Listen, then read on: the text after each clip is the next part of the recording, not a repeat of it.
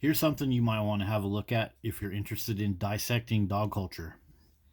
Every time we have some kind of natural disaster in one state, there's all of these organizations lined up, poised. It's like their planes are on the tarmac idling already to collect a bunch of dogs and cart them to another state. Like, really? Did you guys really do a rescue operation and go rescue these dogs from the flood? Or did you have a bunch of shelter pit bulls that you wanted to get rid of? And since you're a 501c3, you can basically do this on the taxpayer dime and get rid of some of your dogs and collect a bunch of money from another state that probably needs money for their kids and single moms. They always do this.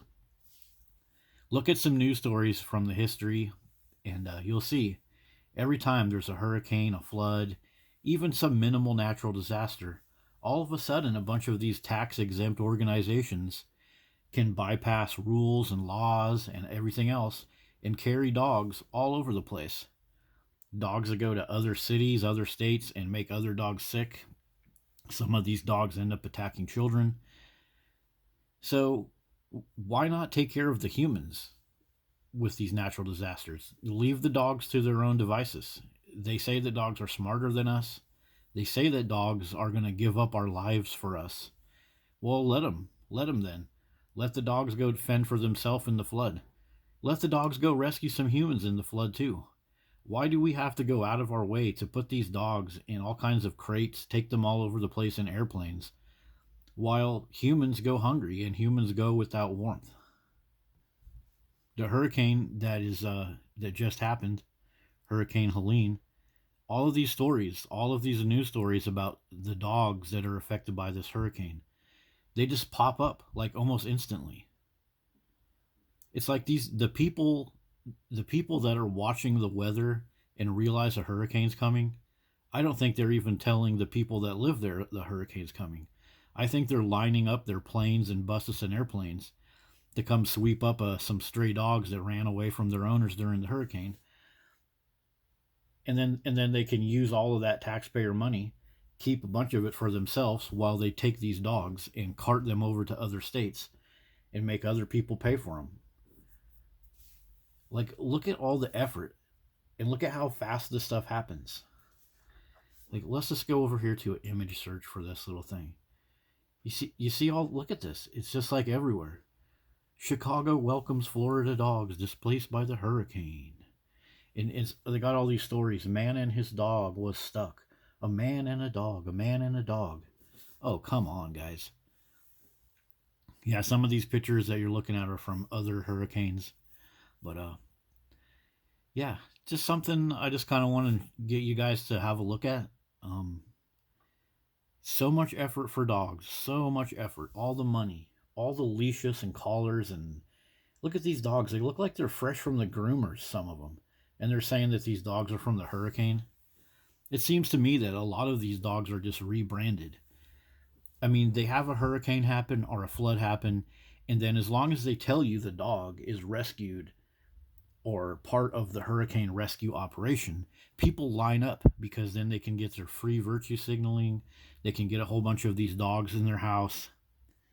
And then give it a couple years, and some of the people that adopt all these dogs end up getting charged with animal cruelty because they can't afford the dogs. There will be a dead dog in the backyard and four dogs in the house. That happens a lot too. Like, I was just reading this story right here. This guy was charged with 15 felonies for animal cruelty. So he had dead and malnourished dogs on his property.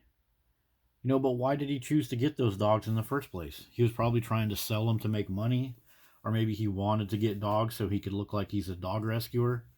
And society pushes people. Society pushes people like this guy to collect up these dogs. Look at me, I have these dogs, I'm a good dude, I'm gonna sell them. Ooh, whoop-de-doo, I'm getting dog fostering money, get some of my bills paid. But then the dogs end up dying on the property. I mean, this is just one story. There's these stories happen all the time.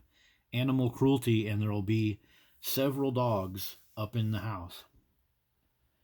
couple dead ones, couple alive ones, some puppies, some pregnant ones. But they're just trying to fit in with society. They're trying to be like everyone else. These people that get in trouble for animal cruelty, they're seeing all this crazy flood stuff. Like, oh my god, dogs are the best. I gotta go get a bunch of them. Like, look at all these dogs. Hurricane Helene hounds need your help. Yeah, they need you to donate hundreds and thousands of dollars to these organizations. Meanwhile, your fellow humans go hungry. Meanwhile, you sit back and talk about humans are crappy, dogs are better. Yeah, but you won't give humans a chance. You won't donate hundreds and thousands of dollars. You won't do all this type of rescue effort for a human. A human would have to go through all types of professional licensing, permits, liability. But people like this, they can just round up a bunch of dogs, remarket them, throw a couple dogs in there. You know that they're throwing some extra dogs in here. Like, well, we've had this dog at the shelter for 8 months and he has a bite history. And he's from a town close to the hurricane. Let's say he's part of the rescue. Okay, cool. And they'll throw him in there. And then he'll go to another state and bite another kid. Or he'll go to another state and get hoarded by somebody. And then probably become malnourished. Like all of these malnourished dogs where people get animal cruelty charges. A lot of it is the people just don't have money to feed these dogs. Meanwhile, these people have money to take these dogs, round them up. They round up all these dogs, and then who gets these dogs? People like this poor dude and lots of other people. They get these dogs, and then they can't afford them, and then guess what? Then they have to go to prison, they have to go to court, and again, that's just more fees on the taxpayers. So yeah, this whole hurricane dog thing just seems like a big freaking scam on society. If these dogs are so great, if these dogs are just everything that everybody says they are, they wouldn't need to be rescued from the hurricane. They'd be out there swimming around in the hurricane, barking and whining and finding people to save, or they would be running around hunting and getting food for the people. But no, they're just a big giant taxpayer expense. What do you guys think?